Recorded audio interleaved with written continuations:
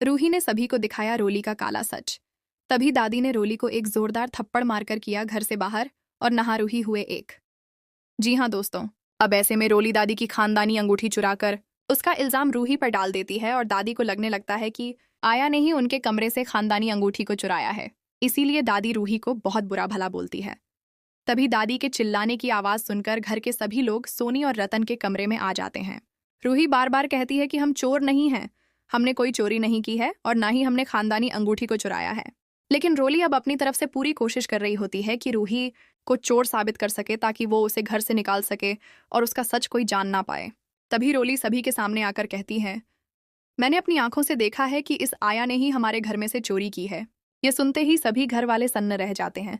रूही की आंखों में आंसू आ जाते हैं, लेकिन वह मजबूती से कहती है, आप जो भी कहें लेकिन सच को बदला नहीं जा सकता।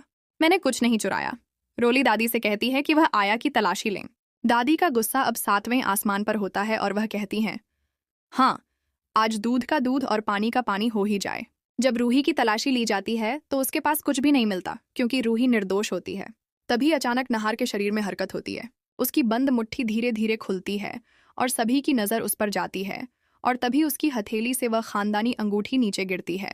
तभी वह खानदानी अंगूठी नहार के हाथ में मिलती है तो सभी को एक बार को लगने लगता है कि शायद रूही ही चोर है और उसने अंगूठी को छुपाने के लिए नहार के पास रख दिया। रोली तुरंत कहती है, दादी देखा आपने, इस आया ने अंगूठी को चुराकर नहार जी के पास छुपा दिया था ताकि उसका सच ना पकड़ा जाए, इसलिए यह बार बार नहार जी के पास जाती है। दादी अब पूरी तरह यकीन कर लेती हैं और गुस्से में कहती हैं, हमारे घर में चोरों के लिए कोई जगह नहीं, इसे इसी वक्त घर से बाहर निकाल दो। रोली बढ़कर रूही का हाथ पकड़ती है और कहती है, मैं ही इसे लेकर आई थी और अब मैं ही इसे घर से निकालूंगी। रूही की आंखों में आंसू हैं लेकिन वह मजबूती से कहती है, मैं अपने ऊपर चोरी का झूठा इल्जाम लेकर यहाँ से नहीं जाऊंगी।